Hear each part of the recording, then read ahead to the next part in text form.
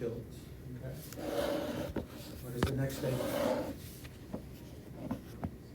Pelvis. Oh. All extremities, 40 SID. You don't have to memorize SID. Extremity, 40. Okay, pelvis. We did that last No, semester. gonadal, You know that. yeah. Okay? Lower extremities, we only do tube tilts for the knee. Okay? Mhm. Now, I explained to you why this was so important to toe in. Okay, we toe in when we do an ankle x-ray, we toe in when I do a toe in when we do a knee, we do a toe in when we do the pelvis, so we just do toe in for everything. Puts it into a more anatomically advantageous position. Okay? Next statement says, All extremities need markers. collimation is a given. Okay, all extremities need markers. All right? If I had $1 for every time I didn't see markers, you'd have a wonderful graduation party we could subsidize. Okay? Now, you're gonna say, what's the problem with that? Well, if I don't know which shoulder you x-rayed, what does that mean for you as the clinician? You don't know which one to treat. So I call you in Doria and I say, which x-ray did you take? And you say, I don't remember. Let me talk to the girl who took it for me, right? And all of a sudden you find out it's her day off, okay? When's she going to be back? On Thursday, today. I call her back again, Dorian, where's your assistant? She's helping me do something else. What's happened in the interval? Wasting time, the Wasting person ain't time, treated. delay of initiation of treatment, never mind, we're treating the wrong shoulder, okay? Yeah.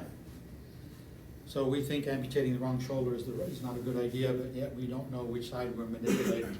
Is it important whether it's left L4-5 facet joint versus right L4-5 facet joint? I think so.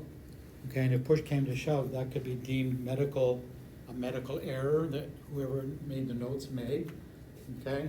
And it isn't that by itself, but if they find one error, what are they gonna do? Look Check for more. everything. Look for more.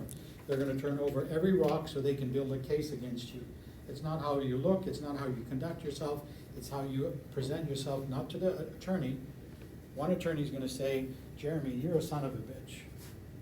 Objection, Your Honor, okay, that language is not appropriate, it's not for you. They do this all the time, it's for the jury, okay? Yeah. I disagree, Jeremy is the nicest guy I've ever met, doesn't matter. What did the jury get? What did I the jury object. think? Okay? So that's how the game is played. And if they start looking and finding one rock that is moldy, they'll keep turning them over until the attorney feels he's got enough of a case against you to show how non-professional you are, you're guilty of doing something wrong. Okay? Mhm. Been there, done that. We won 5 out of the 7 cases that I had to show up as a witness, as an expert witness. Okay, that wasn't because of me, I was coached well, the attorneys said this is a game, and once you understand that, you're not doing the preparation for anything else but to play the game well. Okay? But you have to sit there and listen to the other side sort of tear you apart. All right, so with extremities, everything is about where the central ray goes. So if you're doing whatever, cards, your spreadsheets or whatever, coracoid process, mid-clavicle, elbow joint, between radial and ulnar styloid process, and head of third metacarpal are the key points for upper extremities in 5 minutes or less. Okay?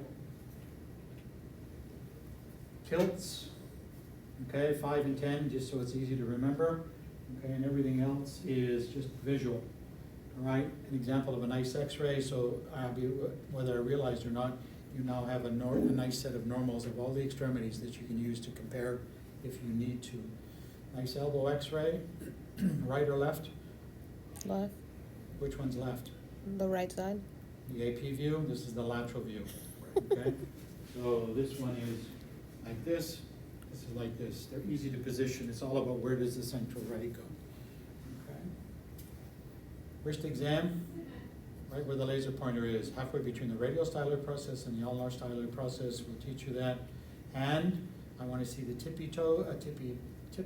the tips of the fingers, and we go right here, base or head of third metacarpal, and it's different in the foot. Pelvis, we already did. Hip, halfway between the lesser and greater trochanter, or if you remember underwear line, that works, except it's a problem if there's no underwear being worn, right? Right. So my first office that I associated with, male took we were taking x-rays of a guy, the instructions were drop your pants. I'm thinking, this is gonna be interesting.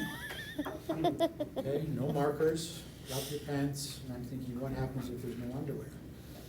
Yeah, that sucks. Okay, that sucks, yes. Pardon the pun. Would have been freed. But here's the difference, you go to the MR center, okay, they're gonna take x-rays of you, they give you a script the night before and tell you, this is what you're gonna do because we want x-rays done tomorrow morning, and we want them done well, right?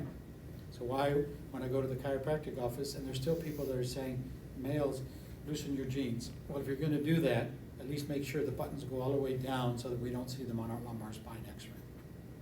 Okay? It's not about what I'm doing or what I did, it's about what are you going to do when it's your turn to do this. All right?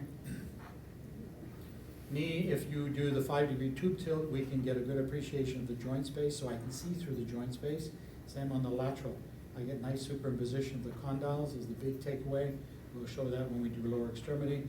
So these are all examples of representative, good examples of what those x-rays should look like. All right. We'll give you some alternate ways of doing this skyline view because you're not necessarily going to have a table like we have on the other side, so we have to sort of play with. You can have a table in your office, but it's not going to be the fancy table that we have. It can be an adjusting table, so we modify how we take knee x-rays, but we can still do it. Okay.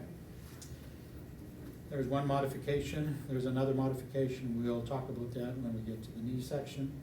Why would I do a tunnel view? Because the patient says to you, I walk, my knee locks, then I wiggle around a little bit, it unlocks. So there's probably some intra-articular loose body that you can't see on the standard views, the AP and the lateral.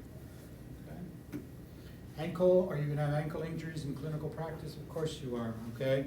We roll over on our ankle. And in order to take a good ankle x-ray, you wanna see the ankle mortise. So we're going to do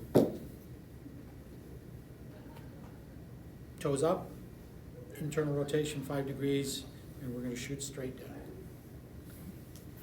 Now, because we don't have a digital cassette, and I don't know why we don't have a digital cassette yet. It was promised to us during COVID, okay? We still don't have a digital cassette, so we can't expect little Mrs. Jones to put her foot up into the, lucky that we don't have anything that's perpendicular or parallel to the floor. We can do a shoulder x-ray in our system. We can do a lateral x-ray of the elbow. We can do hands, everything else. We can do knees. Sometimes we have to get the patient up, but we can't expect the patient to get their foot up in the air to try to take a foot x-ray. And I'll be damned if I'm gonna spend my money to get a digital Okay. cassette for Kaiser University. Oh, no, you won't. I already know Okay. it. Now, we want 3 views of the ankle. The takeaway point that you want to write in here is the smaller the joints, the more views you need out of it. So in a wrist, PA and a lateral is good, but a PA oblique and a lateral is better because you're getting 3 looks at the small anatomic osseous structures. Okay. Foot exam. The most important view is the oblique view, but unfortunately people can't spread their toes like they can their hands. So we have to try to get them to spread the digits, and the pedicurists have toe spreaders, yes? Okay, because if a horse stomps on your foot or you drop a dumbbell, it's likely to fracture the metatarsals more than anything else. Yes, it depends on where it lands, but these big structures can fracture as well as the little phalanges, okay? And then the lateral examination of the foot, patient says they stepped on a piece of coral or there's a nail or something, okay, is basically important just for the plantar surface of the foot as well as what's important to us is the plantar portion of the foot as well as the dorsal aspect for soft tissue swelling. And if they have a dumbbell fall on their foot, you see the bruise, that's where you're going to take the x-ray or point your central ray. Okay? Easy peasy.